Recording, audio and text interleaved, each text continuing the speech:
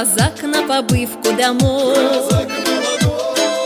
Шел он лесом дорогой прямой, обломилась доска, подвела казака и искупался в воде.